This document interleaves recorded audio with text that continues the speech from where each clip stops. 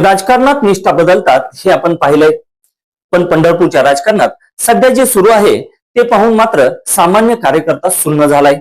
भारतीय जनता पार्टीत सध्या इनकमिंगचा महापूर आलाय, पण या महापुरात भाजपचे मूळ निष्ठावंत मात्र वाहून जाताना दिसत आहेत। चर्चा रंगते ती एका पोस्टरची, ज्या भाजपमध्ये शिस्तीचे धडे दिले जातात तिथे आता कानामागून आले आणि तिखट झाले अशी परिस्थिती निर्माण झाली आहे। नमस्कार, मी सचिन कुलकर्णी, आपण पाहताय शिवशाही न्यूज।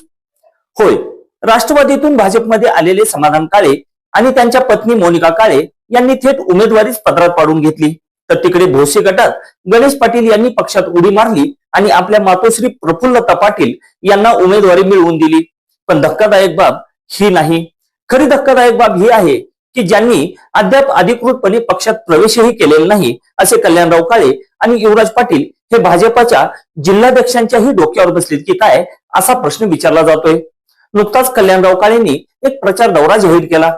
त्या पोस्टरवर जर नजर टाकली तर भालके समर्थक आणि भाजपाच्या निष्ठावंतांच्या पायाखालची वाळू सरकल्याशिवाय राहणार नाही।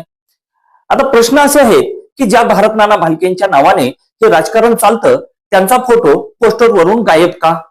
भाजपचे जिल्हाध्यक्ष शशिकांत चव्हाण आणि चेतनसिंह केदार यांच्याही आधी काल परवा पक्षात आलेले रणजित शिंदे, युवराज पाटील आणि गणेश पाटील यांना मानाचं स्थान कसं मिळतं? या नेत्यांचं पक्षासाठी योगदान काय? आणि निवडणुकीच्या तोंडावर पक्ष बदलला म्हणून त्यांना थेट जिल्हाध्यक्षांच्याही वरचं स्थान मिळणार का?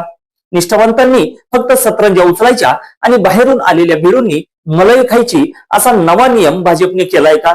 या सर्व प्रकारामुळे भालके गटाचे कार्यकर्ते तर नाराज झाले आहेतच, पण आता भाजपचे मूळ पदाधिकारीही संतप्त झालेत।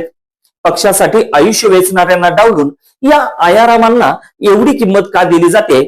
ही पक्षाची गरज आहे की राजकीय हातबलता? असा प्रश्न आता कार्यकर्त्यांना पडलाय। पक्षातील अंतर्गत धुसफूस यामुळे उफाळून येईल का? जिल्हाध्यक्षांचा अपमान भाजपचे निष्ठावंत सहन करणार का? याबरोबरच या निवडणुकीत भाजपचे हे इनकमिंग यशस्वी होणार की पक्षाला याचा फटका बसणार, हे पाहणं महत्वाचं ठरणार आहे। निवडणुकीच्या प्रत्येक अपडेटसाठी तुम्ही पाहत राहा शिवशाही न्यूज। ताज्या घडामोडी जाणून घेण्यासाठी शिवशाही न्यूज यूट्यूब चॅनलला सबस्क्राईब करा। आपण हा व्हिडिओ फेसबुकवर पाहत असाल तर फेसबुक पेज फॉलो करा आणि शिवशाही न्यूज.com या आपल्या वेबसाईटलाही भेट द्या।